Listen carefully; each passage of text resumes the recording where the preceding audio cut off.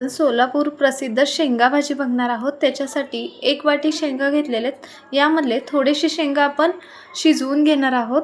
तर अर्धा ग्लास पाणी टाकायचं आहे, शेंगा टाकायच्यात आणि 2 मिनटं हे शेंगा शिजवून घ्यायच्यात. तर हे थंड करून घेऊया. तर या शेंगावरची जी वरची साल आहे ना, ती पूर्णपणे आपल्याला काढून टाकायची. अशा प्रकारे सर्व शेंगाचा वरचा पाला काढायचा आहे. त्याच्यामध्ये थोडंसं पाणी टाकून याची बारीक अशी पेस्ट करून घेऊया.